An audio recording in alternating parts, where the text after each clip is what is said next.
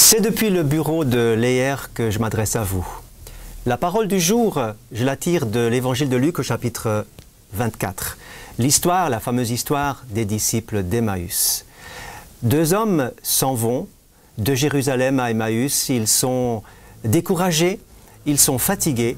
Ils viennent de vivre un week-end terrible. Ils sont chamboulés jusqu'au plus profond d'eux-mêmes. Leur meilleur ami, Jésus, a été mis à mort, il a été crucifié. Bien sûr qu'il avait dit qu'il ressusciterait, mais ils n'ont rien vu de cela. Ils l'ont entendu, mais ils ne l'ont pas intégré, ils n'y croient pas et ils ont carrément oublié ce message, pourtant important, que Jésus a répété à plusieurs reprises. Donc ils s'en vont de Jérusalem à Emmaüs. En cours de route, sur cette fameuse route, que j'appellerais la route du découragement, de la déception, de la désillusion. Cette route que nous pouvons un jour ou l'autre aussi emprunter malgré nous. Sur cette route s'ajoute un voyageur inconnu qui commence à s'intéresser à leurs problèmes. Ce voyageur inconnu les questionne et ils épanchent leur cœur, ils disent le pourquoi de leur misère, ils se plaignent de tout ce qui s'est passé et sont très étonnés de ce que ce voyageur inconnu est le seul à ne pas être au courant.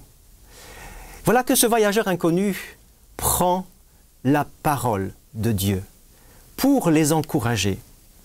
Cette parole de Dieu dans la bouche de l'homme de Dieu qui les accompagne, qui n'est rien d'autre, qui n'est autre que le Fils de Dieu, va devenir une parole vivante qui va sortir ces hommes de leur enfermement mental, spirituel, et va leur donner des valeurs, va leur donner de l'espoir et de l'espérance, va leur donner du courage, quelque chose se réveille en eux, quelque chose bouge en eux.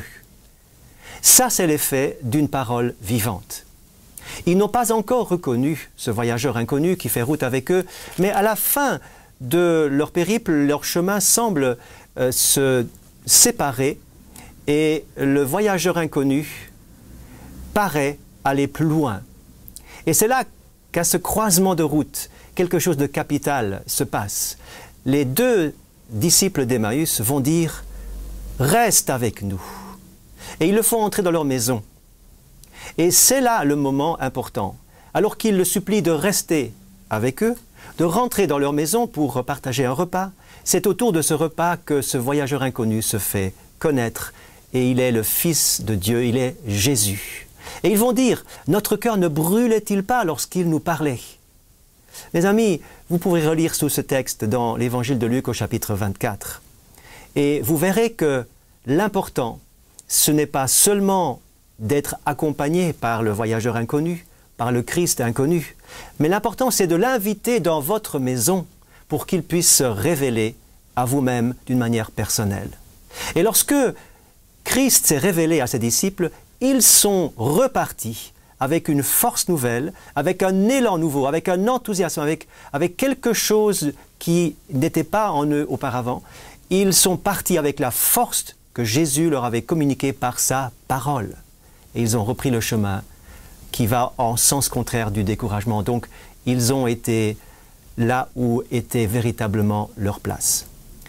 Faites entrer Jésus dans votre maison. Dites-lui, reste avec moi, entre chez moi, j'ai besoin d'une révélation nouvelle et le Seigneur se donnera un plaisir, une joie de se révéler à vous, si vous le souhaitez de tout votre cœur.